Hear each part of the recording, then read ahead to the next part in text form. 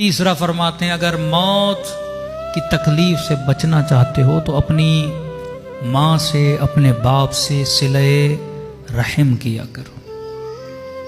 किसी ने कहा मौलाना शर्म आती है माँ के हाथ को बोसा देते हुए, तो ये जुमला याद करो मासूम का। फरमाते जब गुनाह करते हुए शर्म नहीं आई, नेकियां करते हुए कैसी शर्म। मरने के बाद पछताओगे, इस माँ के जाने के बाद पछताओगे, इस बाप के जाने के बाद पछताओगे कि जब तक नेमतें थीं तुमने उस नेमत से कोई फायदा नहीं लिया। रसूल जवान के सिराने पे बैठे ना, सुनाया शायद, का तलकीन पढ़, लेकिन नहीं पढ़ रहा था। का कलमा पढ़, गोया जबानों पर किसी ने सी दिया इसकी जबान को कि एक जुमला इसकी जबान से नहीं निकल रहा। नबी ने उस कमरे में निगाह डाली खातून पे, का आपका क्या रिश्ता इस जवान से? कहने लगे या रसूल अल्लाह मैं इसकी मां हूं। का बेटे से नाराज हो? कहते या रसूल अल्लाह 3 साल गुजर गए ये मुझसे जफा करता रहा, राजी नहीं हूं मैं इससे। फरमाया मां ये वक्त नहीं है नाराजगी का, मैं नबी कह रहा हूं कलमा पढ़, नहीं पढ़ पा रहा क्योंकि तू मां इससे नाराज है। कहा अब राजी हो जा इससे ताकि ये कलमा पढ़ ले।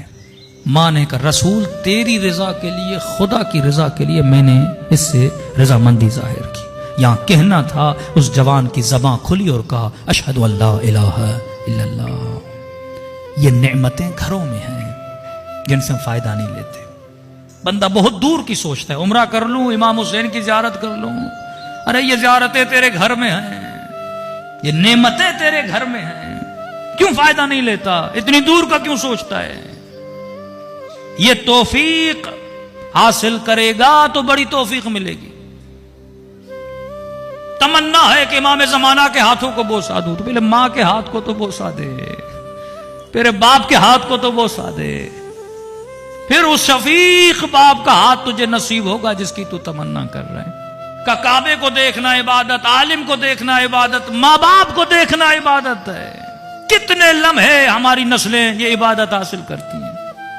कितने घंटे तू मोबाइल देखता है, टीवी देखता है, आधा घंटा माँ को देख ले, 1 घंटा माँ बाप को देख ले। घर बंदा मस्जिद बना सकता है, इबादत बना सकता है, घर को ज़ियारतगाह बना सकता है। ये सारी नेमतें हमारे इर्द गिर्द घूम रही हैं, लेकिन हम इन नेमतों से महरूम हैं।